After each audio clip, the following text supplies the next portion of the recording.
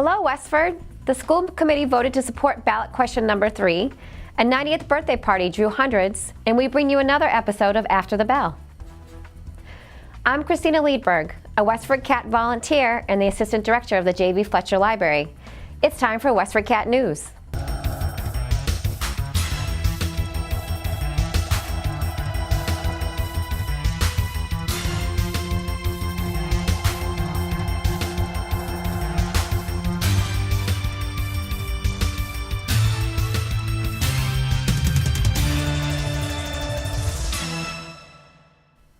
Before we get started, I'd like to remind you to subscribe to our free daily newsletter with all the latest Westford news delivered to your inbox.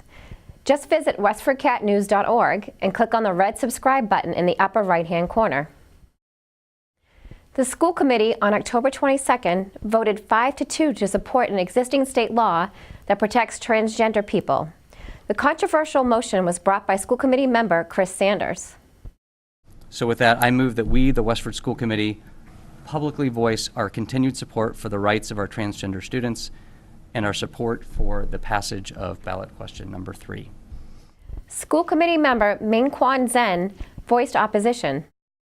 To use this meeting for a highly political issue is something I strongly oppose. Each member has ample opportunities to express their views outside this meeting. Endorsing a ballot question leads this body down a very dangerous path. No matter which way this body is voting on any political agenda, this further divides town residents and creates distrust. This town has been very good to our school system, and do you really want this support winning? Because town residents think this body becomes too political? Former school committee member Angela Harkness spoke in favor. So first of all, I think you need to admit that you're a political body. I think every one of you has politicked for my vote at one time or another, and I think I voted for every one of you too. Second of all, I know it's easy to be afraid of the other until, as this lady said, you become the other, and then you can't be afraid anymore. And I think it's very important, thank you for having this discussion. I know it's not easy, but I think it's very important for this body to take a courageous stand. Because tomorrow, there are going to be a lot of kids at the high school who've been paying attention to this. I'm sure of it. And all of the kids who don't have any issues won't be offended no matter how you vote. But the transgender kids will all feel abandoned if you don't vote to support this. Every one of them will. And so if you're here to protect the kids, because you can't teach them unless they're happy and healthy, if you're here to protect the kids, then you need to support this. To watch the entire school committee meeting, visit westfordcat.org. Selectmen formed a task force to oversee the rehabilitation of 63 Main Street. The purchase of the 2.93-acre property was approved at special town meeting on October 15th. The warrant article stated the property would be appropriated for general municipal purposes. Here's Selectman Chairman Scott Hazelton. They do have a minimum of 4 boards: Board of Selectmen, obviously, Finance Committee, Historic Commission, and I'm forgetting one. Planning Board, I guess. Well, the Permanent Town Building Committee. Committee. Permanent Building Committee. Okay, Permanent Town Building Committee. Those are the 4 I had in mind. Planning Board is an option if you want to suggest it. Then I also wanted to have some undefined but large number of citizens at large, of whom some number would be town center residents. Mm-hmm. So that's the discussion point, is composition. Selectmen also elected a new chairman and vice chairman. All in favor of Mark Haas to be chair? Aye. Aye. I'm done. Thanks. So before we move on to doing the vice chair and the clerk, for chair, I want to thank Scott and Andrea, who has served as chair. Both have served it many times, for everything that you have provided in it. Not only guidance to Jody and the communications that go on, but also to us. A pleasure. Always done with professionalism, and your guidance has been very helpful, so thank you very much. Thank you. Thank you. So I need a motion for vice chair. I'll nominate Elizabeth. Second. Any other? Okay, all in favor? Aye. Aye. Aye. Opposed? Congratulations. Thank you. To watch the entire Selectmen's meeting, visit WestfordCAT.org. A beloved figure in town celebrated her 90th birthday with friends and family on October 21st. In attendance to wish Mickey Crocker a happy birthday was State Representative Jim Arcero.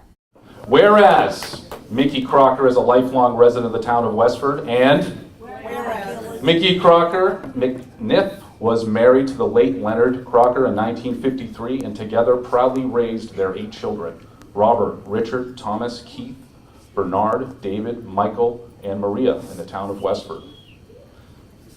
As a graduate of Westford Academy and Bradshaw Commercial College, Mickey Crocker is known for her contribution to the citizens in the town of Westford through her civic and social activities and volunteerism, having actively and positively impacted the Westford community through her continued efforts.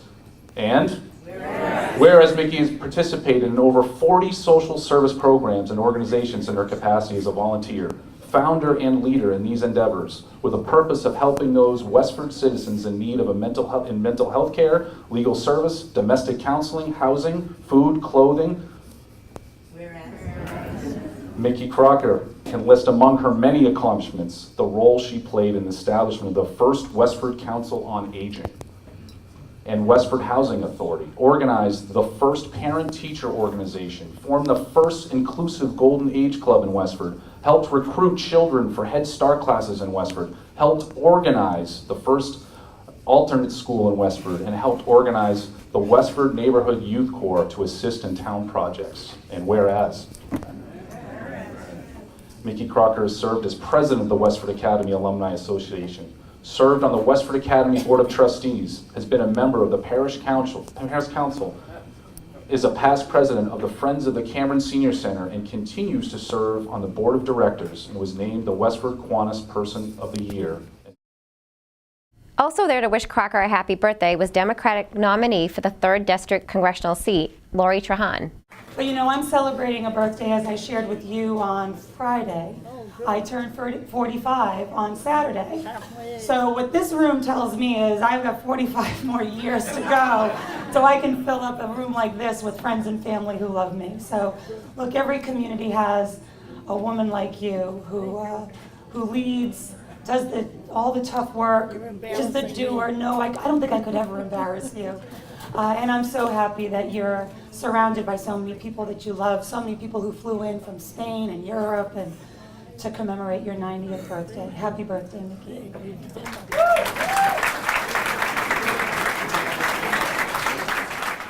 And finally, Town Manager Jody Ross reviewed how her friendship with Crocker blossomed over the past decade. So Mickey, you have no idea what your friendship has meant to me. And to everyone in this room, you speak your mind, as Jim said, and what a great mind you have. Through thick and thin, she perseveres, and you know, you're an inspiration. So they broke the mold when they built Mickey.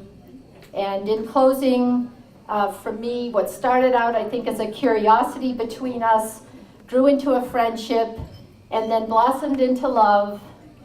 And so with that, I present you with a homemade floral arrangement in honor of your birthday. Here's to another 10 years. I love you, Mickey. We don't always agree. Oh, we don't always agree. But she always wins. Hundreds turned out to help Crocker celebrate her long, productive life. Stay tuned to WestfordCAT for a video about Helena Mickey Crocker. And now for our After the Bell feature, highlighting clubs and activities at Westford Academy. Host Morgan Frood, a WA senior, introduces you to the HOSA Club. HOSA stands for Health Organization of Students of America. Here's Frood speaking with a club leader. I'm here today with Lazio Duta. She is a student leader here with the club and club advisor, Miss Heather Carney.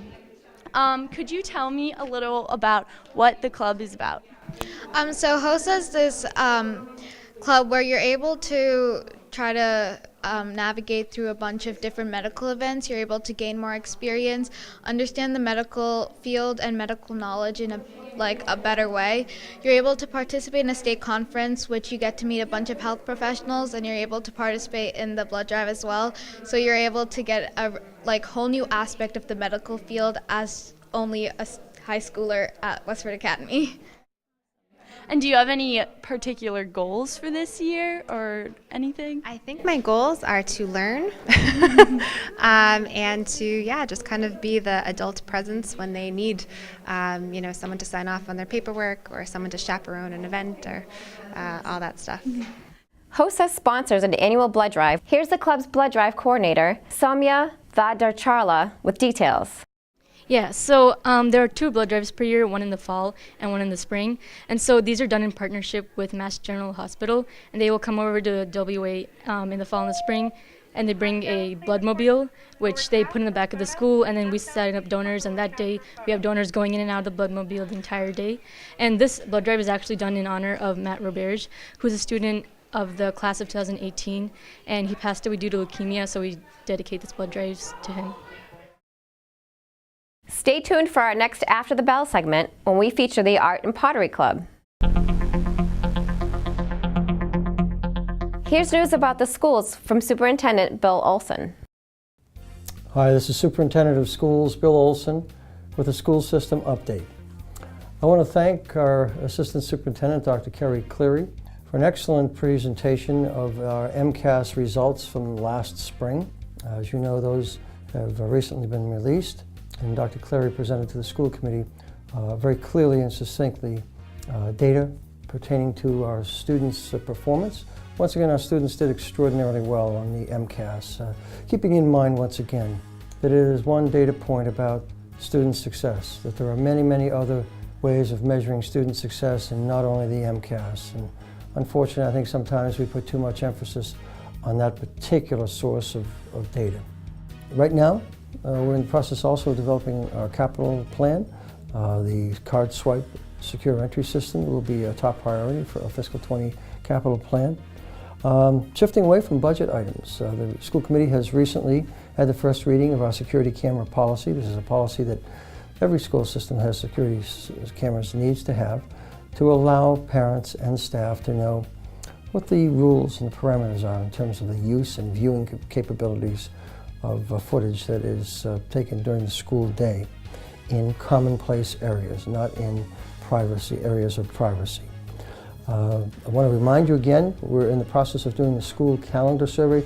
I would encourage you to take a look at your email, because we sent that out last week. You have until about November 2nd, you have until November 2nd to complete that survey, which is going to be very important to us in terms of the construction of future school calendars. The state is expected to come out with some further updates and clarification on alternative structured learning time. As you remember, last year we used distance learning as a means of recouping some of the lost school days. We did it on for three different days, and we made up 3 days in the school year.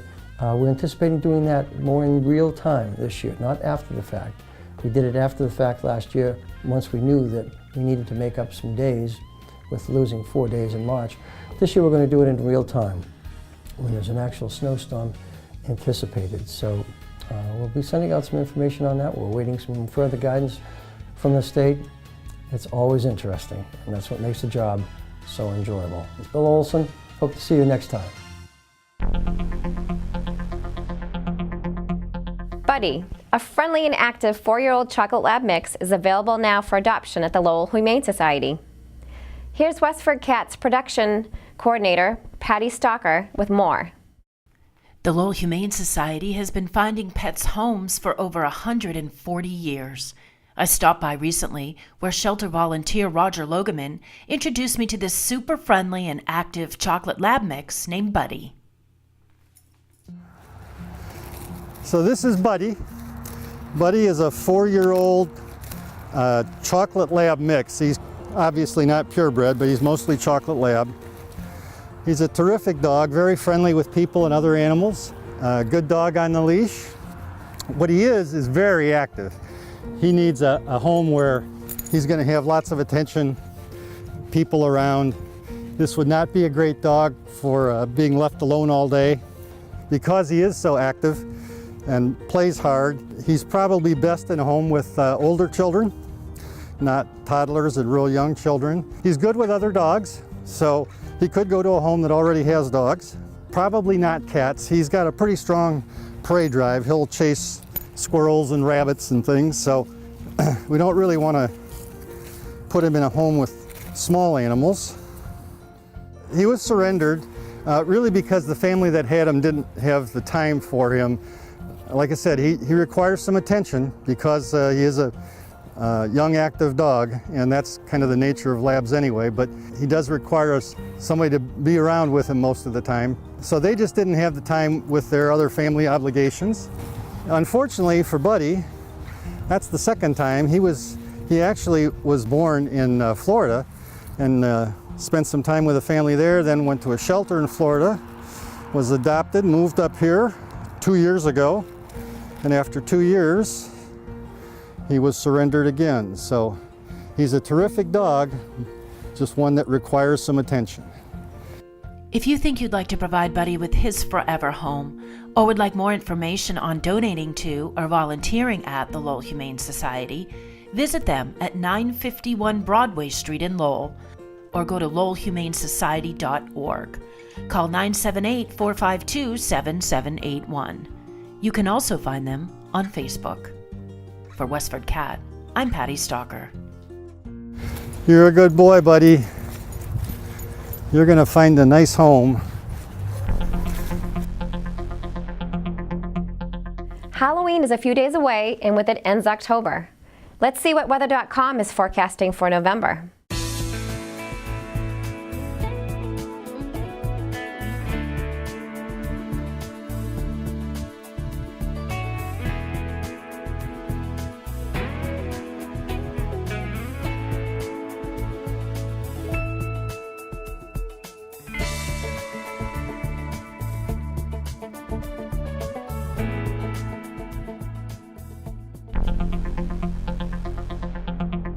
Here's Westford Cat volunteer Betsy Alvarez with suggestions for things to do in the area. Thanks, Christina. The Cameron Senior Center is holding a Super Senior Trivia Night on Tuesday, October 30th from 5:30 to 7:30 p.m. Join a team of 4 to 6 players while you enjoy fall desserts. Get ready for a night of laughter and recalling fun memories of the 50s, 60s, and 70s. There will be a door prize and prizes for the champion team. Admission is $3 per person. Space is limited. Please call 978-692-5523 to sign up.